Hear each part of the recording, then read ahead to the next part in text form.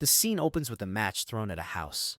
Flames quickly consume it while the desperate cries of a baby echo from inside. Years passed. Caitlin worked as a real estate lawyer in Los Angeles.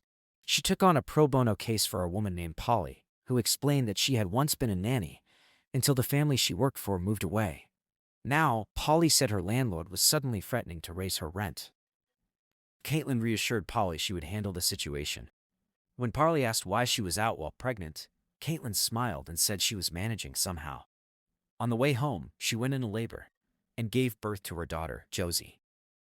Emma, Caitlin's older daughter, curiously asked if the characters in video games were real. As Caitlin placed Josie in her car seat, the stroller rolled into the street and was hit by a car. The woman in the car cursed Caitlin, blaming her for leaving the stroller in the road. Just then, Caitlin's husband, Miguel, came out. She explained what happened and suggested a stop sign, but he shrugged, saying people didn't stop in LA. At the farmer's market, Caitlin ran into Polly and asked about the rent. Polly said her landlord hadn't eased up, but she was managing. Miguel joined them, and Caitlin introduced him. Emma soon interrupted, saying she wanted to go. Seeing Caitlin overwhelmed, Polly offered to babysit the girls, reminding her she had once been a nanny. Caitlin accepted Polly's offer. That night, she told Miguel she was thinking of hiring Polly as a nanny to give herself some time to breathe. Miguel agreed, understanding it would help her catch a break. Caitlin called the reference number Polly had given. A woman named Rosanna answered and praised Polly's way with children. Convinced, Caitlin hired her and showed her where to keep the bottles and breast milk. When Polly asked about powdered milk, Caitlin explained it was just sugar, and she usually used breast milk. Polly took care of the baby while Caitlin freshened up and took her pills, then said she was heading out to run some errands. Later, Polly mentioned she was heading home, but Caitlin invited her to stay, and Polly happily agreed. At some point, Emma and Caitlin got into an argument. Polly suggested Caitlin take a moment for herself. Afterwards, Caitlin confided to Polly that Emma had always been difficult, even as a baby. Suddenly, Polly's phone buzzed. Caitlin told her she could head home, but Polly said it was just a girl she had been seeing. When Caitlin asked if she liked her, Polly admitted she wasn't sure. Caitlin then revealed that she had dated women herself before marrying Miguel. Polly said she could tell just by looking. Caitlin replied that the dress didn't suit her, but Polly said she liked it, so Caitlin decided to give it to her. While searching for scissors to cut the tag, Polly noticed the pills Caitlin had been taking. The next morning, Miguel woke Caitlin with a kiss. Caitlin asked him to take Emma to her basketball game since she had a stop sign meeting that day, but Miguel was busy and suggested asking Polly to take her instead. Polly took Emma to the game. Afterward, she offered Emma some cupcakes and gave some cream to Josie. Emma complained it had too much sugar, but Polly said it wasn't a problem. She then told Emma that her mother used to bake cupcakes when she was young, but after her mother died, she was moved to 7 different places and had to eat tuna fish from cans, like a cat. At home, Caitlin was busy preparing dinner for her best friend and colleague Stuart and his girlfriend Bethany, while Polly watched Josie. Miguel came into the kitchen, concerned, but Caitlin assured him she could cook. Polly joined in, added something to the sauce, and warned Caitlin that it was burning. That night at dinner, Caitlin and Stuart discussed the importance of stop signs. Stuart asked Polly where she lived. She said Boyle Heights, saying it was all she could afford and that she planned to leave LA. The next morning, Caitlin woke up and vomited. Soon, Emma developed a fever, and the entire household came down with food poisoning. The children were admitted to the hospital, and Caitlin confessed to Polly that no matter how hard she tried, she felt she couldn't do anything right. Polly comforted her, saying some things were simply beyond anyone's control.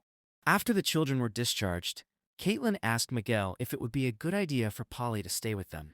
He agreed, noting it was wise given how Caitlin had struggled after having Emma. The next day, Caitlin showed Polly the guest quarters, explaining that Miguel had wanted his parents to move in from Mexico, but they weren't fond of the U.S. Later, Miguel video called his parents to introduce Polly as their nanny. That morning, Miguel and Caitlin took Emma to school, while Polly stayed behind to care for Josie, but she didn't pick her up even though the baby cried loudly. That evening, Caitlin went for a swim, and Polly startled her. She apologized and offered to put Emma to bed since it was 8:30. Seeing Caitlin rub her neck in tension, Polly used a technique to help ease it. The next morning, Miguel made a baby chair for Josie. Caitlin noticed a formula bottle in the trash and went to ask Polly about it. Polly pretended not to know she wasn't supposed to give Josie formula. Caitlin reminded her that she had mentioned it before, but Polly insisted she hadn't known, and added that Josie hadn't been drinking much breast milk, so she gave her powdered formula instead. Caitlin returned home after jogging to find Miguel talking with Polly and another woman, whom Polly introduced as Amelia. They invited her to join, but Caitlin declined. That night, Caitlin felt a knot in her neck and went to ask Polly for help, only to find her sleeping with Amelia. The next morning, Polly cut Emma's hair and mentioned that she used to have a little sister named Olivia. Caitlin came out for coffee and noticed that her hand was trembling more than usual. Later at the park, Emma asked Polly about depression.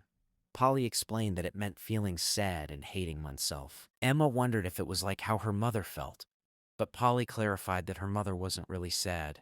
She was just pretending to be someone she wasn't. Meanwhile, Caitlin called her doctor and explained that she had been feeling jittery lately.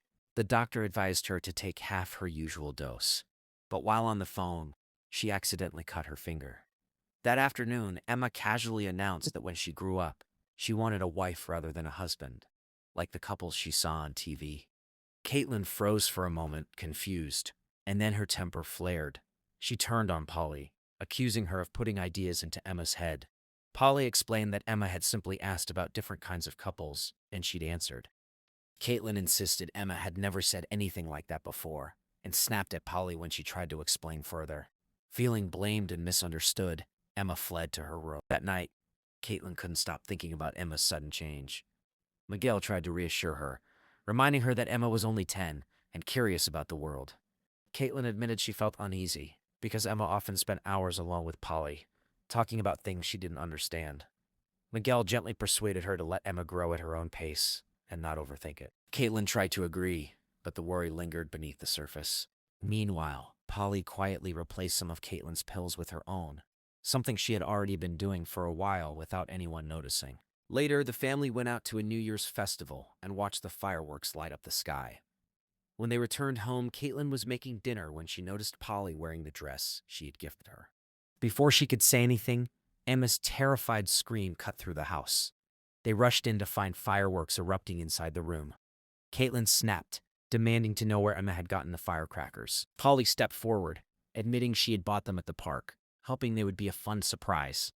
But Caitlin accused her of doing it intentionally, refusing to hear otherwise. Miguel tried to defuse the situation, yet Caitlin was too shaken and furious to back down. She ordered Polly to leave immediately, even as Emma sobbed, insisting it had been her own mistake. Later that night, Caitlin asked Miguel if he believed her, but he insisted it had been an accident and that Polly must have thought the fireworks would simply make Emma happy. He reminded Caitlin that she was struggling again and said he could help her if she would admit she had overreacted.